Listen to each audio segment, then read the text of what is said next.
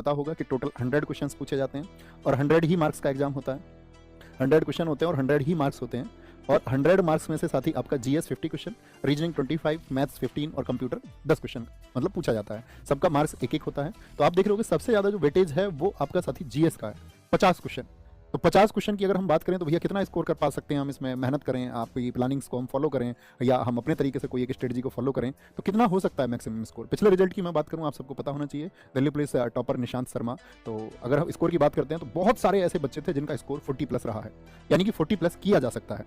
ठीक है, और अभी दिल्ली पुलिस हुआ पिछला वाला, तो लास्ट वाले दिल्ली पुलिस में क्या हुआ, आपका टोटल 45 शिफ्ट हुई और हर एक शिफ्ट में आप सबको पता होना चाहिए कि 50 क्वेश्चन पूछे जाते हैं। तो कुल मिला के पूछे गए जीएस के, ये किसकी बात कर रहे हैं हम, सिर्फ जीएस की, जीएस के 2250 क्वेश्चन पूछे गए।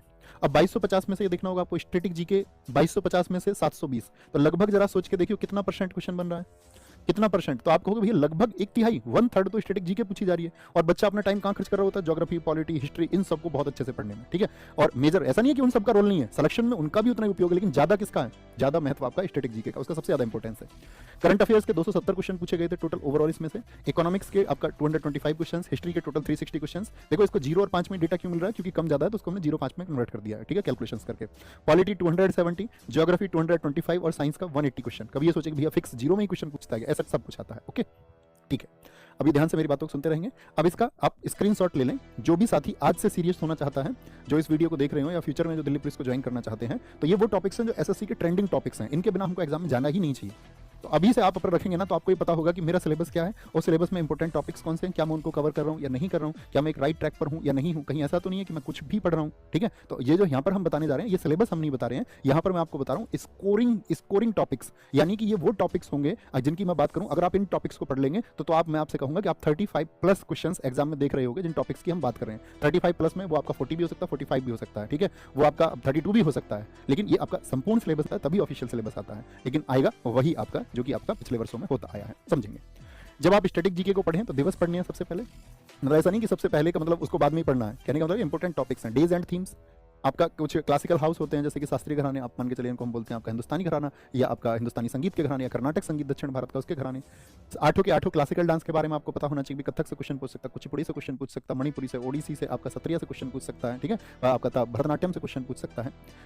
कला में आर्ट एंड कल्चर में सब कुछ आएगा। हमारे यहाँ किस तरह की ड्रेस पहनी जाती है, किस स्टेट का म्यूजिक कौन सा है, पंजाब का टप्पा म्यूजिक है, असम में बिहू म्यूजिक होता है, असम में बिहू डांस भी होता है, तो उससे क्वेश्चन पूछे जाते हैं। ठीक है, ड्रेसेस, लोक कलाकार, इस लोक कलाकार का मतलब होता है जितने भी हमारे फोक डांस हैं, जितने भी हमारे लोक नृत्य हैं, यानी किस स्टेट का लोक नृत्य का मतलब होता है किस राज्य में कौन सा डांस होता है, किस राज्य में। मान के चलिए राजस्थान का कालबेलिया होता है जैसे आपका, या हम बोल देंगे उत्तर प्रदेश में आपका रासलीला होता है, या हम बोल देंगे आपसे भैया मध्य प्रदेश में आपका जो डांस होता है वो होता है आपका मटकी होता है, ज्वेरा होता है, वहाँ पे वो उत्सव तो तभी हो गई थी हमारी 75वीं एनिवर्सरी पे, और आज कितनी हो चुकी है, 85 हो चुकी है। देखिए कमाल कमाल कमाल कमाल, बहुत बढ़िया।